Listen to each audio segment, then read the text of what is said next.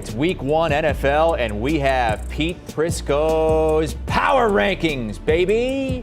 The Kansas City Chiefs, the defending champs, on top, the team they just squeaked by in the Super Bowl #2. The Buffalo Bills, #3, followed by the Bengals. So 3 of the top 4 in the AFC, and Pete's Jacksonville Jaguars, 6th, just ahead of Aaron Rodgers and the New York Jets. Pete Prisco is here, along with Brady Quinn. What is this? What is this? Why are you going like this? You're here, man. I know, but it's Pete Prisco's Power Rankings. You're getting ready to pick them to shreds. No, it's always a fun conversation. It's all right. It's always fun. I do have a bone to pick with you because I read your article at CBSSports.com, and the first paragraph says that the team that you rank 6th is actually going to beat all those other AFC teams ahead of them and win the AFC, the Jacksonville Jaguars. So how do you have the Chiefs #1? Well, here's why. They're going to win the division and have the best record in the AFC. So home field is going to be the difference? That's going to be the difference. That Jacksonville environment you're talking about, the one with the hot tub where people hang out and watch the games? You have no idea how good that environment is. That environment against the Chargers was as good as it's ever been. When can they actually play a home game? Huh? Their home field's being constructed, right? No, it's not. You're getting ahead of yourself a little bit. Well, this would be a big change. What is it, 5 straight years? The Chiefs have hosted the AFC Championship game. But the Chiefs have a tough schedule. Yeah. They have the Chargers in their division, which is tough. Are the Broncos going to be any better with Sean Payton? Probably. And the Raiders, who knows? But their schedule's brutal. Jacksonville plays 6 games in their own division, 4 against rookie quarterbacks. Bryce Young, rookie quarterback. Desmond Ridder, kind of a rookie quarterback. Baker Mayfield, who knows? Quarterback competition with Kyle Trask. And then you go and you look at whatever Derek Carr does, and we know if it's a big game, he'll curl up. So there you go. The schedule's favorable. And it was interesting that you pointed this out, because you're pointing out the Jacksonville schedule, the ease of the schedule, the fact that they're going to skate to this #1 overall seed. What I find interesting is history would not back up what you're claiming, though.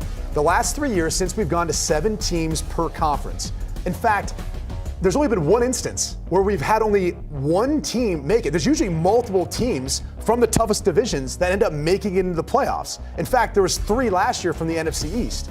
So it actually, the theory that you're making here that, well, they have the easiest division, so they should get #1 overall seed, that actually in reality has not played out the last 3 years. If they win 13 games, they're going to have the #1 seed. Sure, you can make up whatever you want. I'm just trying to explain to you, as we look into the season and as we say, hey, this team actually is playing in the toughest division, they're not going to be able to make it through the playoffs to the Super Bowl. That was your rationale. I'm just telling you, that's not the that hasn't been what's happened. The rationale is that they're not going to have the #1 seed, and Jacksonville will have the #1 seed, which means all they have to do is win 2 home games to get to the Super Bowl. That hasn't always mattered. No, but it's still. Would you rather not have the bye and not have the #1 seed? Of course, you'd rather have the #1 seed, but one thing you'd rather have too is Patrick Mahomes as quarterback.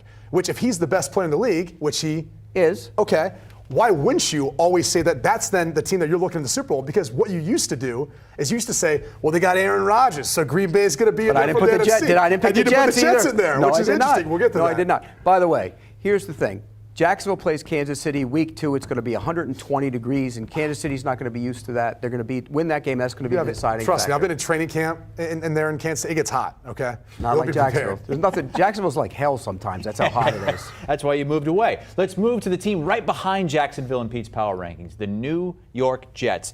You've kind of been, I don't know, telling everybody to pump the brakes on the Jets most of this offseason. It seems like you're a little bit higher on them, putting them this high in your rankings at #7. I just don't think they're winning the division. I think Buffalo is going to win the division. And look, Brady became the Jets fans' most hated guy last year at some point. Yeah, Brady had him starting 0-9. That's right. That's not true.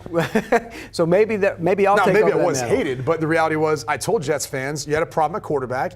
You addressed it this offseason. Now I'm on the bandwagon. And now they have a problem on the offensive line, which is a major problem. And that's going to be a concern all year long. Look, they're going to be good on the defensive front. They're great up there, in fact. They're a good defense in general. Yeah. Well, the linebackers are okay. The secondary back end, the safeties You're a guy that's okay. never been a big fan of needing linebackers anymore. No, the front's going to be outstanding. There you go. Don't get me. And Robert Saleh will turn them loose. I don't have any problem with their defense. I just worry about the offensive line.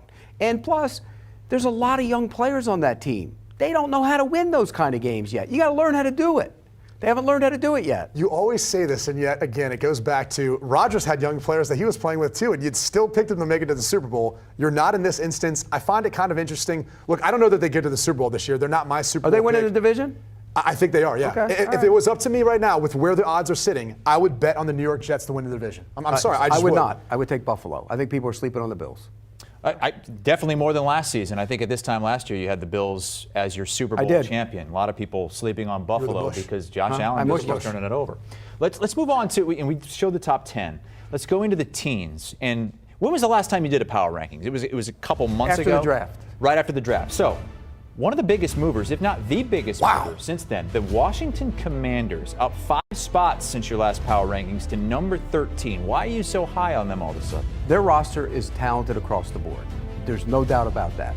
And I'm more bullish on Sam Howell than most. I think Sam Howell is going to be a good NFL quarterback. He's never going to be great, but he's going to be a good NFL quarterback. And by that I mean, he can throw. Well, let's throw in some other names. Who else are good? Is Kirk Cousins a good NFL quarterback?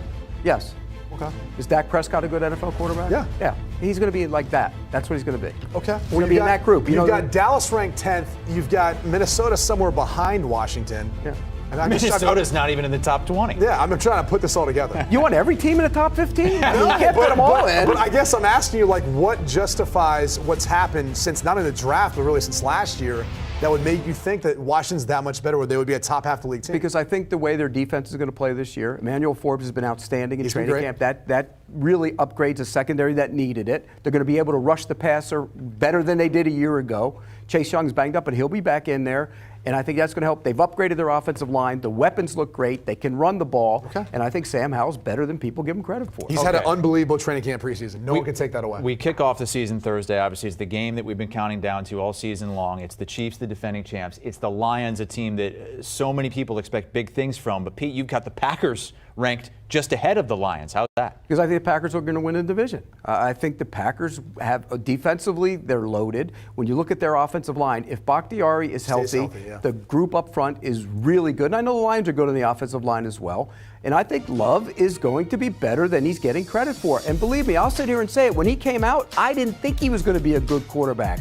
But I think when you look at what he's done and being able to sit and learn and watch, he's become a much better guy. He understands the offense. He understands the system. And Christian Watson's going to have a monster season for the Packers. He's had 3 years to develop. His footwork's gotten a lot better. I think that was something that was really inconsistent when he was coming out of Utah State, that you kind of looked at that and go, all right, there's something that needs to be changed here. I'm more concerned, can the Packers stop the run? That's one of the concerns that I don't necessarily have with the Lions. And they're going to want to try to control that game, run the football, but they can also air it out. So I'd still like to give the benefit of the doubt. I think the Lions are still a better team right now, at least as you look at it, until we see more of Jordan Love. I can understand why you like them, though. On paper, their roster's great. It's just their Achilles heel has always been the run game. And then how far really can their quarterback take them? Which, again, this year it'll be interesting to see if Jordan Love's ready to take over for Aaron Rodgers. Wyatt and Quay Walker both will take the next step, and that's going to help the run defense. Okay. And speaking of the Minnesota Vikings, a team we didn't hit on, they are outside the top 20 barely at I don't number 21. get it, dude. First off, Jordan Addison's going to be a great compliment to Justin Jefferson. Brian Flores is going to do a tremendous job, not only what they have talent-wise on defense, but he's a better scheme fit for them. I agree. I know about the close games. They could still win 10 games. Somebody's just 11 games. When they look at their schedule before the season, they're going to yell, hey, Kirk, they're all big games, and that's it. They're going to have problems with it. You're back on the hating Kirk Cousins bandwagon. He's in that group of guys that are solid quarterbacks and nothing more. That's what Vikings are on CBS to start things off Sunday against the Bucks. Our Amanda Guerra is going to be on the sideline for a CBS game, Titans at Saints. In the late window, we have Eagles, Pats, and Dolphins, Chargers. You can watch CBS Sports and the Paramount Plus app.